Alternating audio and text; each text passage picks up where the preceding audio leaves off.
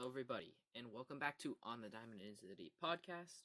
I am your host, Mahal, and today we got some pretty major Mariner news around a signing. If you've been paying attention, you know what I'm talking about. So we will talk about Ryne Stanek. I will also go over some stuff I saw while I was down in Arizona for spring training. I'll go over a little bit of an injury update around one of the Mariners' big three bullpen arms. I'll talk a little bit about prospects because they have been showing out, and it's been a lot of fun. We'll finish up with some MLB news and Seattle Sports Wraparound, as usual. So, let's get into it, y'all. So, to start, let's just talk about who's looking good. Because that's fun, and fun is good. Let's start with Dom Canzone. And I mean, come on now. Dom Canzone looks absolutely fantastic this spring. I saw it while I was down there. He looks different. He looks like a different dude. He looks like a dude that is ready to come out, show out, and as of right now, he's probably your starting left fielder. Rayleigh has looked like a whole piece of you know what, and Canzone has looked great. And obviously, you can't read into everything during spring, but Canzone has put on a lot of muscle. His swing looks much better. He looks a lot more into his legs, and he just looks confident at the plate. He had a great at-bat the other day against Darvish, one of the best pitchers in the league, working from an 0-2, fouling off pitches, taking close pitches, taking breaking balls in the dirt, working it back to 3-2, and then finally taking a walk on a pitch up and away. And I mean, that's the type of a bat that we like to see. That is the type of a bat that we didn't see enough from this Mariners team last year. And if Dom Canzone can have a big season and do stuff like that throughout the season, this team could be special. And as of right now, this team feels like it will be special. And that's what's getting talked about in national media now. Your Seattle Mariners are getting national recognition because they have made signings and trades this year that have gone under the radar, but have been fantastic. Take a Mitch Garver, for instance. When that happened, everyone knew it was a good deal in Mariners land, right? But you look at the national media, and it didn't get talked about enough. This dude could be a massive difference maker. When he is on the field, he rakes. I know I said that in my original reaction, and the dude just hits. He flat out hits. He hits for power. He hits in terms of average. He walks. He'll strike out a tiny bit, but not terrible. I mean, he is a dude that will take over that designated hitter position that has been a black hole for the Seattle Mariners team since Nelson Cruz left. And speaking of black holes, let's talk about second base. Second base has also been a black hole. That's since Robinson Cano left in that trade that brought one Jared Kelenic over, who is now in Atlanta. He is, let's just say, not raking in the spring. I don't know what he's hitting right now, but last I saw it was under 050. I mean, an average isn't everything, but and spring isn't everything, and you can't tell anything. But as we know with Kelenic, the dude gets in his head, and having a bad spring is not going to help that. We know it's not going to help that. So, I mean, I wish all the best for Jared, truly. I love Jared. He was one of my favorite players while he was here, but, you know. But back into second base. Jorge Polanco. This dude is going to be a difference maker. I was down in Arizona on Sunday. I wasn't at the game. I saw him on Saturday. I talked to Polo for a second. I mean, the dude, he's legit. I mean, there's no other way to say it. He hits the ball ridiculously hard. I watched a couple BP rounds from him. He hits the ball hard. He plays with some fun, and it's something you like to see. He's a dude that seems to be fitting in already to the team fantastically. If you've seen Mariners YouTube or Mariners Twitter, you may have seen a video that was posted where he was mic'd up, and he's having fun. I mean, that duo of him and JP up the middle, maybe not defensively the best, but it's going to be a lot of fun. I mean, I can tell you that much. There's no way that it's not going to be a lot of fun. There's no other way around that. And the dude is going to hit for power. He's going to hit for you, similar to Mitch Garver in that way. He had a little bit higher strikeout rate than usual last year. I believe that's probably due to injuries. That's just my inkling, though. We don't know. But I think the dude is going to be incredible for your Mariners team this year. Sunday, he had 2 home runs in back-to-back innings, including a grand slam. And I mean, I love to see grand slams. Get out the rye bread and mustard, grandma, blah, blah, blah, blah, blah. Not only for the call, though. And the call where they're, get out the rye bread and mustard, grandma. It's grand salami time. It's an amazing call. But how many times last year did you see the bases loaded with, 2 outs, let alone 1 out or no outs, and you just saw the team strike out, and you think about the amount of times you saw bases loaded with no outs, and it was strikeout, pop out, strikeout, strikeout, strikeout, pop out, whatever. Any sort of combination between those things where you're just getting 3 easy outs as a pitcher was just too easy. It could have taken 3 pitchers. I think that happened multiple times last year. It became basically the Mariners memo in 2023. And that can't happen again. And obviously it's only spring, and you don't want to read into anything. But with how Polanco's looking, with how Garver's looking, they're both hitting the ball extremely hard, hitting the ball for power, and it's a lot of fun. I saw Garver Saturday. I was in Glendale to watch him facing off against the Brewers, and first inning, bang, double to left center field gap. Next at bat, sharp single. Next at bat, he drives in a run on another big time double to left center field. It's exactly what you want to see. It is really, seeing him hit the ball the past few years.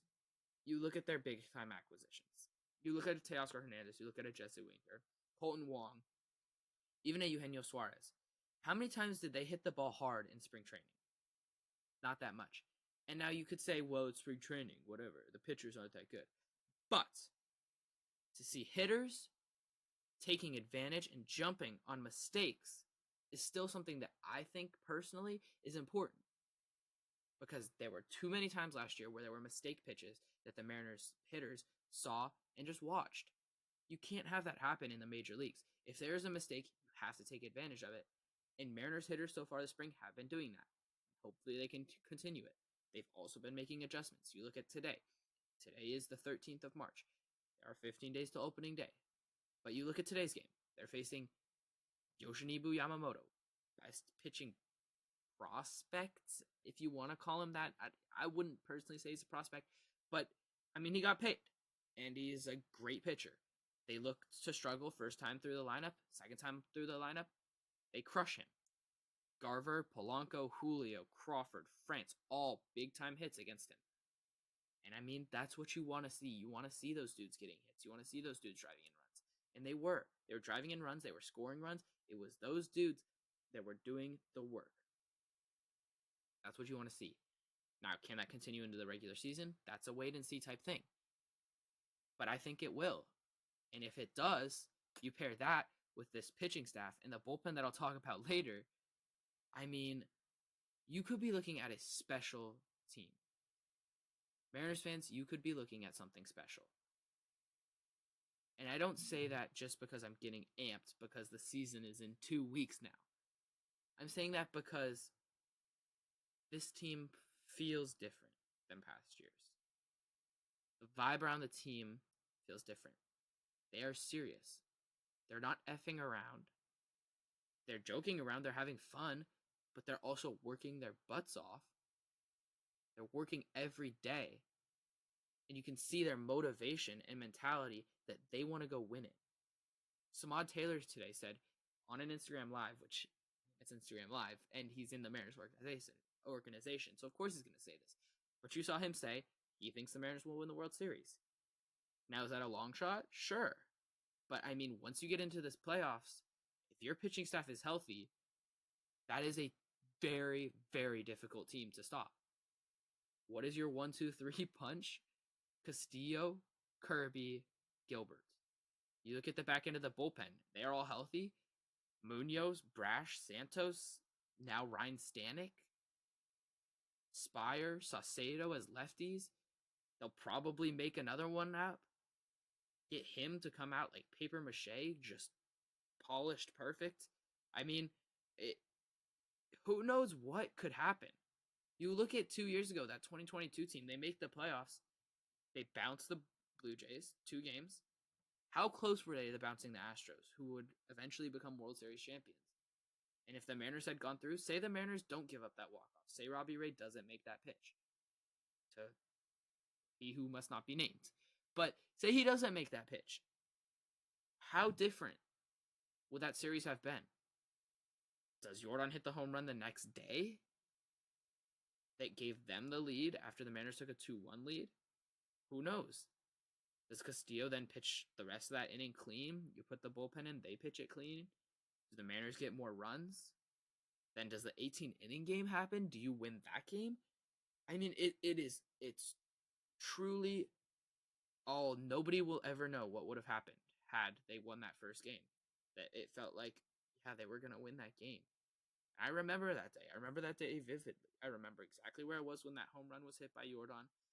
I remember the screams of terror that basically came out from everybody around me that was listening, watching the game. I remember the emotion that I felt on my drive home after watching and listening to that game. I was at golf practice. I remember the exact emotion I was feeling. Just the distraught. I can't even imagine the way the players were feeling, knowing that they had to come out the next day. But back to business. My point is, if this team gets into the postseason, they could be incredibly dangerous. The pitching staff is one reason why. The bullpen is another major reason why. But also, this lineup, when they're healthy, they are a deep lineup that is incredibly dangerous. Incredibly balanced. And I'm sure you've heard that word a lot this offseason, since they've made these trades a lot this spring training. But that word is key. Balanced. They are not all dudes that are two true outcomes. If you don't know what two true outcomes are, it means you're either a home run or a strikeout dude. And your team isn't composed of all those dudes. You don't have Teoscar anymore. You don't have Gino anymore. You don't have Jared anymore. Those three guys were two true outcome hitters. You don't have that anymore. You have dudes that are like that somewhat. Julio's a little bit of that, but he will also hit for doubles. Polanco will hit for power, but he's not going to strike out 30% of the time. Maybe it's 25. Maybe it's more like 23. Maybe it's 27. But it's not 30% of the time. That's not 200 strikeouts plus. Right? So these additions, they could make a massive difference. And I think one that's not being talked about even enough, and I don't think either of those first two I mentioned are being talked about enough, but another one is bringing back one of the two Mitches on the team now. The OG Mitch. Mitch Haniger. Mitch Haniger, y'all. Dude has looked great this spring. Does he stay healthy? Who knows? But if he has a healthy season, if two of him, Polanco, and Garver have a healthy season, that West could be ours, y'all. And I think that West could be ours even if, say, two of them play half the season and one of them plays the entire season. Now, if all three of them play, now we're talking about a whole different universe. Now, obviously, this is banking on everyone else staying healthy and whatnot. But, I mean, come on. Just dream. The season hasn't started yet. Get to dreaming. Get excited. Get amped. It's 15 days to opening day as of right now.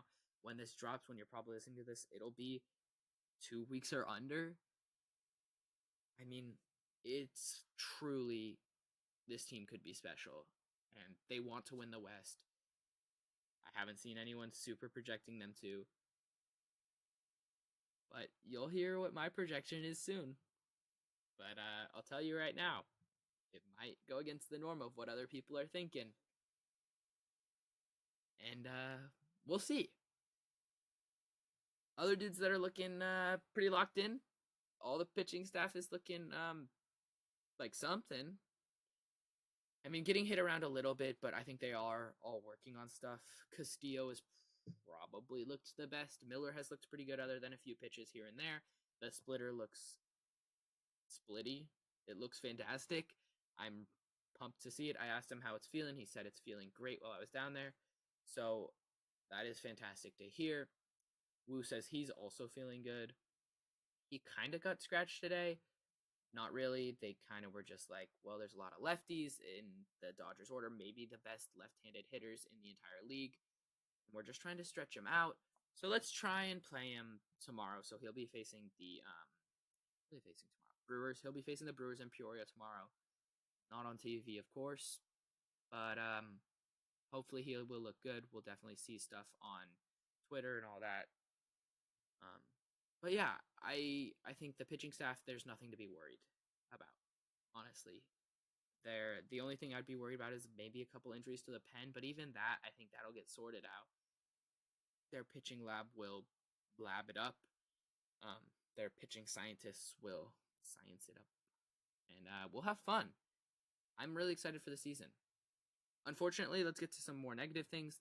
There was a pretty, I don't want to say major, but I mean, it's to a pretty major player in Gregory Santos. He has like a lat strain. Now, I saw some people did some research on the strain, and we know from Divish and whoever, it's not a serious strain. He's only expected to be shut down about a week, I think, if even that. But I saw someone speculating and doing some research and learning that it's possible that it kind of the minor strain. It's very minor, but the strain came from the shoulder the shoulder injury he had, that it kind of stemmed together. So I think just try and get him healthy. If you're the Mariners, be very careful with him. He apparently felt a pinch, and that's kind of what led to it. When I saw him down there, the dude is a big guy. I watched him play catch. I didn't see a bullpen, unfortunately, but I watched him play catch, and he's a big dude. He's fun to watch. He seems to have a lot of fun, and I think he will be key to this bullpen. I don't think is the right word there. He will be. If he's healthy, if he's pitching, he will be key to this bullpen. He is one of those big three with him, Brash, and Mooney, and I mean, it's massive. So keep him healthy, please. We know Brash is already a little bit banged up, so also keeping him healthy is going to be crucial. But yeah, so continuing on the bullpen trend, Friday the Mariners signed Ryne Stanek, 1 year, $4 million with up to $6 million in incentives. I mean, that's the Mariners giving out $4 million for a dude, for a bullpen arm. I mean, that shows maybe they're worried, but I think the biggest thing is that Jackson Kowar is going to be out also for the year. He's getting Tommy John, so I think that's probably partially what stemmed it. But let's look at Stanek. So, as I said, 1 year, $4 million. Now, I'm going to start off his best season 2 years ago, 2022. Now, that season, he gave up only 2 home runs the entire year. That is the least he's given up in his career. He pitched, he pitched in 59 games. That is tied for third most in his career. Tied with 2018 when he was with the Rays for third most. He pitched 54 and 2/3 innings. He had a whip at just over 1.2 and a quarter. Just barely over. I do want to say this, very similar to this past year's whip, which is interesting because he does walk up few dudes. He has a walks per 9 of 5.1 in 2022, 9.1 last year, so it did go down actually, or 5.1 2022, 3.7 2023, did go down a little bit. His home runs per 9 was the big change. Hits per 9 also was a pretty big change, but he wasn't allowing that much of a difference in terms of how many runners on base. The big difference was the home runs. He gave up a lot more home runs. He gave up a lot more runs. 2022, he only gave up 7 runs. 7 earned runs. Yeah. On 62 strikeouts in 54 and 2/3 innings. I mean, the dude was lights out. He was a stud at the back of that Astros team that won the World Series. So he was crucial to that.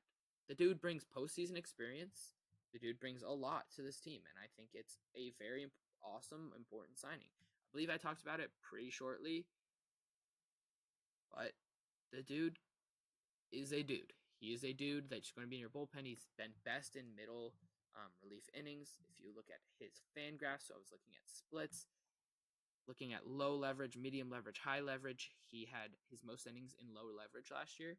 That's also where he got roughed up quite a bit. Gave up 7 home runs in 37 innings of low leverage. Gave up 12 earned runs.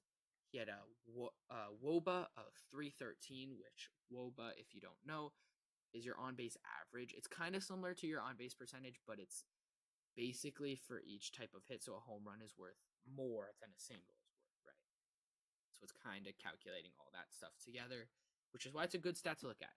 The WOBA was 313 in low leverage. Now, if you're just looking at WOBA, his best WOBA was in medium leverage. That is where he's going to be used for your Mariners team mostly this season. Maybe a little bit of high leverage, but mostly he's going to be getting medium leverage innings. He's going to be a 7th inning probably type dude, maybe 8th every once in a while. He's probably not going to close very much, but 7th and 8th inning dude, mostly 7th. A dude that'll kind of be a setup man to a Gregory Santos or a Matt Brash, with Munoz probably closing. That's how I would guess it somewhat goes.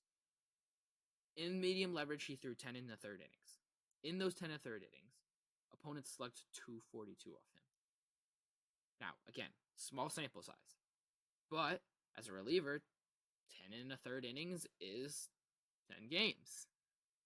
So opponents slugging 242 is not very good, especially when they're also hitting only 121. You see what I'm getting at here, right? It's a dude that is going to be fun in the middle of your bullpen, right? Now, what's crucial for him is he has to get ahead. He has to get ahead, and he has to bury that splitter. His repertoire is 4-seam fastball, which is good. It averages 98.2. 98.2 it looks like. Velo. So he's going to be a pretty solid velo type of pitcher. 98.2 miles an hour on that fastball. That is probably his best pitch. Opponent's not going to hit very fantastic against it. His second best pitch is probably the split finger. He threw that almost even with the slider last year, which is new for him. It was the closest he has had in terms of usage any season. 2022, that was his best season. 2021 was probably his second best season. Both those years, he used the split finger about 4% more than the slider.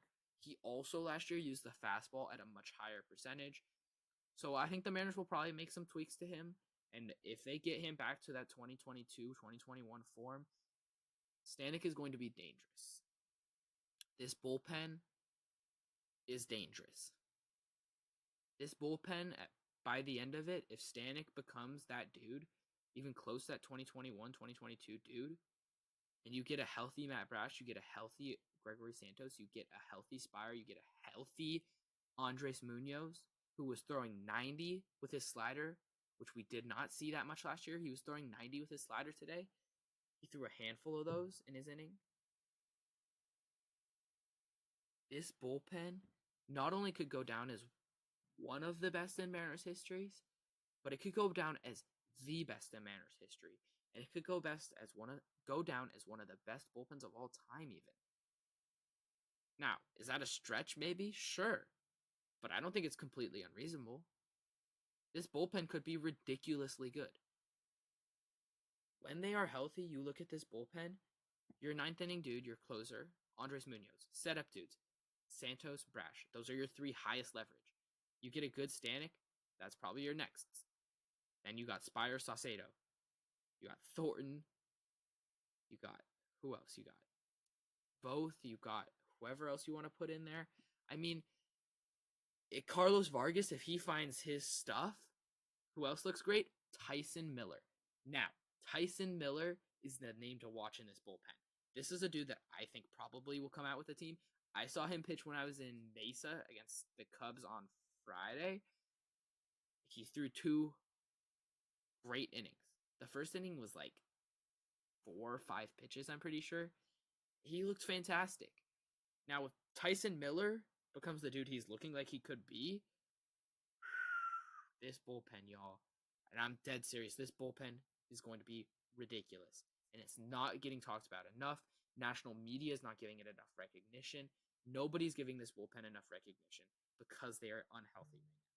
But when we get a few months in, and this bullpen is healthy, when we get to the end of the season and this bullpen is healthy, when we cross your fingers, hope to pray, make the postseason, and this bullpen is healthy, dangerous things could be happening.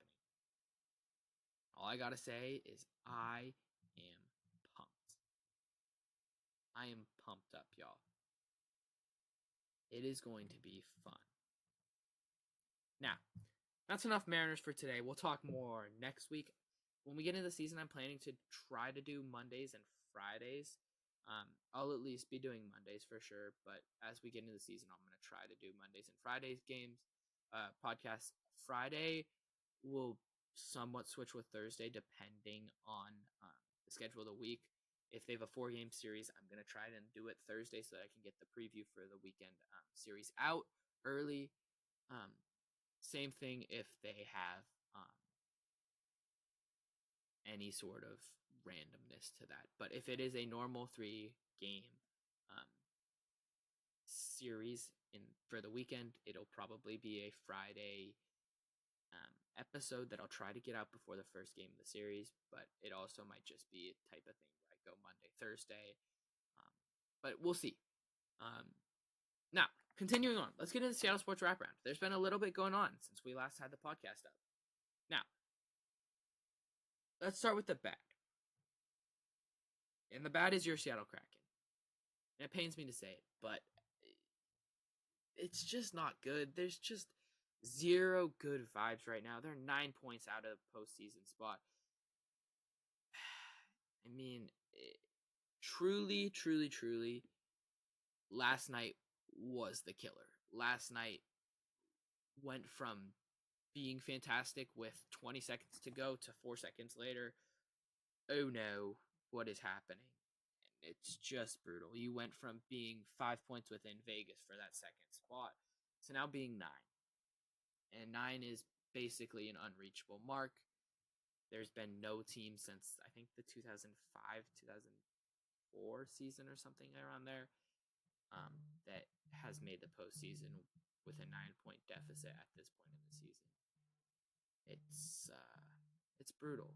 I mean, you saw Oliver Bjorkstrand slam his stick in rage and frustration. So we'll see what happens. But the Kraken are in a no good, very bad place. I do quickly want to say congratulations to Jordan Eberle on his 1,000th game. So that is fantastic. Good for him. He is one of my favorite Kraken, if not my favorite Kraken. But overall, Kraken just no good, very bad vibes right now. Now, Sounders last weekend had a fantastic game of about 4 minutes until it got thwarted by some solid puddles and rain. Why they started the game, we will never know.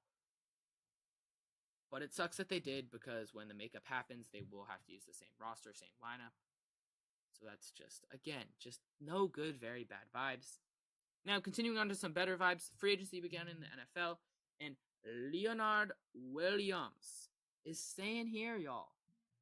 The trade paid off. They bring him back on a 3-year, $64.5 million deal, which is it's a little bit of money, but it's only about 21.5, I think, a year. If he's the player that I think he will be, he'll probably be worth that, and they might get out after 2 years. So good for them. That's the dude that they needed to bring back. They also brought back Noah Fant on a 2-year, $21 million deal. Following that, they had a couple smaller moves, I would say, probably.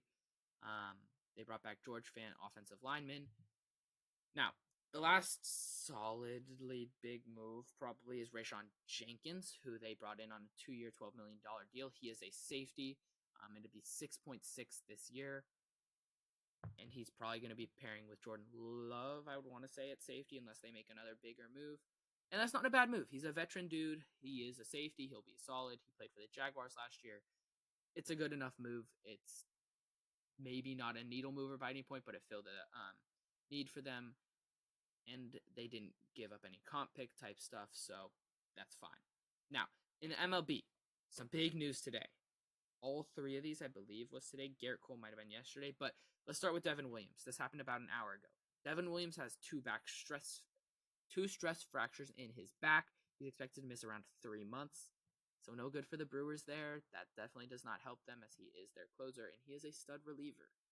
So that's too bad to hear. Now continuing on to some less light, but I almost want to say lighter news as a Mariners fan. But Garrett Cole, he has an elbow problem, so sucks for Yankees fans. He's getting further scans. It was reported he's expected to be out at least 1 to 2 months right now, but it's probably going to be more than that. Apparently timelines are pretty inaccurate according to anyone, so that 1 to 2 months could be completely different than what it really is going to be. But we will see. Now, the last piece of news that came out was Dylan Cease has been traded to the San Diego Padres. Now, it was reported that the Texas Rangers were in on him. I was also wondering whether the Yankees were going to pull the plug. Or we're going to, pull the plug, I guess is the right word, but pull the trigger probably is better. I was wondering if the Yankees were going to pull the trigger with this Garrett Cole stuff, but I would bet they probably pull the trigger more so on a Blake Snell now, which I don't know how that's going to fit them with a Blake Snell dude that's going to walk quite a few dudes in the Yankee Stadium. But we'll see. We'll talk about it if it happens. But Cease to the Padres, a pretty decent package, I would say, for the White Sox. Maybe a little less than I was expecting, but a pretty solid package overall. And yeah. So he's not going to the Rangers, which great news as a Mariners fan. Not going to the Yankees, also great news as a Mariners fan. I mean, Padres is probably best case scenario. I do like the Padres as a National League team, but I don't hate it. Not bad. Anyways, thank you all for listening. Make sure you follow on Instagram, Twitter, TikTok if you haven't already. Also listen on YouTube if you haven't already. All of those are at Diamond in Deep. That is DIAMONDANDDEEP at Diamond in Deep on all those platforms. And if you are on one of those platforms right now, then go listen on Spotify. Go listen on Apple Podcasts. I mean, what's stopping you? It's a fun spot to go. So make sure you follow, make sure you like, make sure you subscribe, leave a 5-star review on your favorite podcast platform. Go Mariners. I'm expecting a pretty fun season. So go Mariners, go Sounders, go Kraken, go Hawks. Y'all, peace.